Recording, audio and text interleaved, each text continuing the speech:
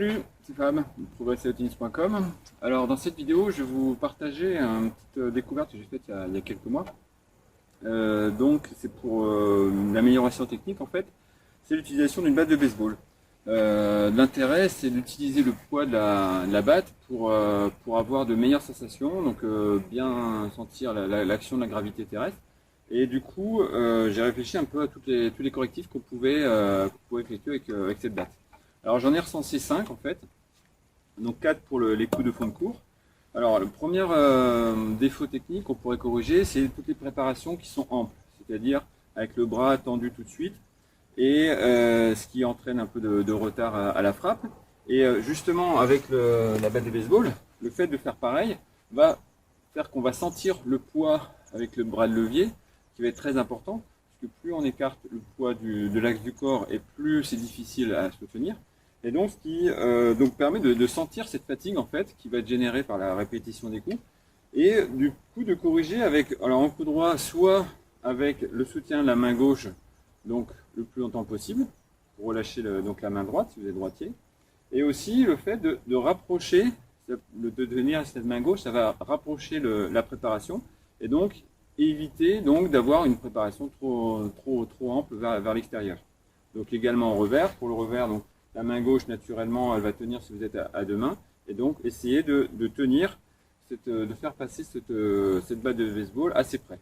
Et donc, évitez de passer trop loin et donc d'engendrer une fatigue trop importante. Deuxième défaut qu'on peut corriger avec cette batte de baseball, en fait, c'est toutes les préparations qui sont en aller-retour. C'est-à-dire, rectiligne, on avance directement après avoir une préparation qui est linéaire.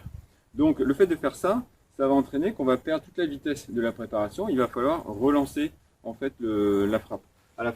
Et donc avec cette batte de baseball, si on fait la même chose, on sent que là on est entraîné vers l'arrière, il faut relancer vers l'avant pour avoir accéléré un petit peu. Donc ça oblige finalement à sentir donc l'arrondi pour pouvoir servir du poids de la batte de baseball derrière pour relancer avec un geste relativement arrondi. Voilà. Donc comme ceci. Et du coup, est lié à ce deuxième défaut, un troisième qui est l'absence de mise à niveau. Alors la mise à niveau, qu'est-ce que c'est?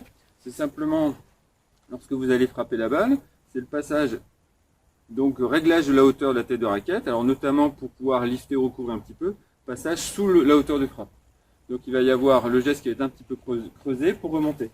Et justement avec la batte de baseball, l'intérêt c'est que vous allez pouvoir sentir avec le poids la tête de baseball qui va être attirée vers le bas. Donc vous allez pouvoir laisser faire ça, laisser retomber et ensuite réaccélérer vers l'avant. Donc c'est-à-dire synchroniser votre contraction avec donc l'action de la gravité sur cette batte de baseball. Et donc du coup, quand là il y a retombé la tête de la batte, vous allez pouvoir vous servir de cette vitesse-là naturelle pour relancer en avant. Et donc aider à l'accélération au moment de la frappe. Enfin, le quatrième point technique que je vois pouvoir corriger avec cette batte de baseball, c'est l'accompagnement. La fin de geste qui peut être un peu étriquée. Alors c'est vrai que la raquette est assez légère, donc on peut facilement en fait arrêter le geste, bloquer, retenir la tête de raquette au lieu de laisser aller. Et justement donc avec cette batte, avec ce poids-là important, on peut sentir que par l'inertie, la batte de baseball a envie de partir en avant et on va la laisser partir en avant en relâchant, donc en évitant de bloquer à la fin, parce que si on essaie de le faire avec une batte de baseball, là on va avoir beaucoup de mal, il va falloir une grosse contraction au niveau du bras et on va sentir donc une fatigue supplémentaire. Donc pour résumer, préparation relativement proche, on laisse tomber la tête de la batte de baseball, on relance en avant et on laisse aller. Et donc ça donne un geste, un swing qui est très harmonieux. On va optimiser un maximum donc le travail technique en synchronisant la gravité terrestre au moment à l'arrière ici pour relancer donc au bon moment et contracter, relancer l'accélération au bon moment. Alors au niveau du revers, donc c'est applicable complètement. Et un cinquième point qui est au niveau du service. Donc souvent, lorsqu'on débute, l'enseignement de la boucle en arrière est un petit peu difficile parce que ça demande de synchroniser rotation des épaules, avancée du coude, ensuite extension. Et en fait, cette boucle qu'on a dans le dos, en fait, elle va dépendre donc de tous ces gestes-là, donc accumulés, synchronisés et donc enchaînés en fait. Et avec la batte, on va pouvoir justement sentir l'action du poids donc de la batte dans le dos pour laisser tomber dans le dos et du coup essayer de sentir cette boucle plus facilement, de manière un peu plus naturelle. Donc je vais me tourner et donc hop, on laisse descendre ici, on tourne pour relancer. Et donc en fait, il n'y a pas besoin d'avoir beaucoup de force. Une fois que la batte de baseball descend dans la tête, dans le dos, hop, il n'y a plus qu'à tourner les épaules, avancer le coude droit pour relancer vers le haut. Et donc il y a l'inertie qui fait que la batte de baseball va repartir en avant assez facilement.